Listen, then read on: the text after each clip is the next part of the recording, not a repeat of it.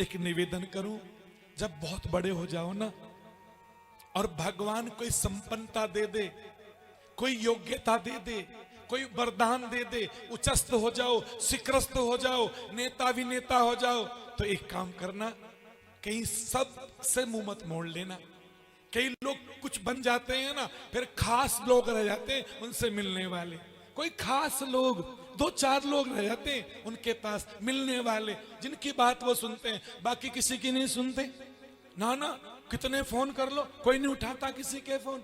आप ये बात याद रखना, कभी मत भूलना, उन जो तुम्हारे वो गरीब रिश्तेदार हैं, अगर सच में आप देखोगे तो समुद्र मंथन की कथा में यही तो मिलता हमको। अगर आप ये समझे कि समुद्र मंथन की कथा क्यों हुई, इसका कारण क्या था, इसके पीछे रहस्य क्या था, तो मुझे ऐसा लगा कि जब देवताओं को उनका साम्राज्य मिल गया, देवता अपने अपने पद पर नियुक्त हो गए, तो भैया सब इंद्र को सम्मान देने आ रहे थे। इतना सम्मान, जो भी आए भगवान शिव जी ने उप त्रिशूल दिया, लो इंद्र, भगवान ने अपना सुदर्शन दिया, लो इसको रखो। जितने भी लोग आ रहे थे खूब गिफ्ट दे रहे थे, सभी देवताओं ने इंद्र को अपनी अपनी ओर से गिफ्ट दी, मां दुर्गा ने, सबने दिया। लेकिन एक साधु के मन में आया था, मैं भी कुछ दूं।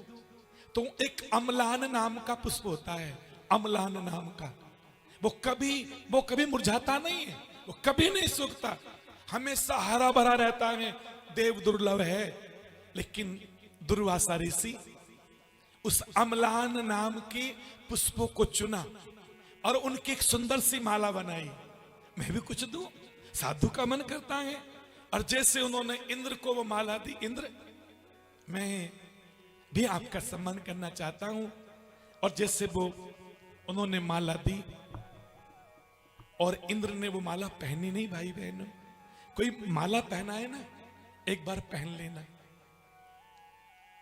वो बहुत आदर से पहनाता है, बहुत प्रेम से पहनाता है। और जैसे माला दी, इंद्र ने ऐसे माला पकड़ ली, पकड़ी ही नहीं, वो माला ऐसे लेकर, ऐरावत हाथी खड़ा था, उन्होंने उसके सूंड के ऊपर फेंक दी। हाथी ने वो सूंड से माला पकड़ी और पैरों में कुचल दी। दुर्वासा को बहुत पीड़ा हुई। दुर्वासा ने कहा, ये केवल फूल नहीं थे, इसमें मेरा जप था, इसमें मेरी साधना थी, इसमें मेरा व्रत, मेरी पूजा थी, मेरी अर्चना थी, मेरा आशीर्वाद था, मेरी शुभकामना थी। आज तूने माला को नहीं कुचला, तूने साधु के अरमानों को कुचल दिया, तूने साधु के आशीर्वाद को कुचल दिया, हाथी के पैरों के नीचे। तो जब मैं तुझे श्राप देता हूं तो सिरहीन हो जा। और देवता सिरहीन हो गए थे, पद भी छूट गए थे, उनके स्वर्ग पर आक्रमण हो चुका था।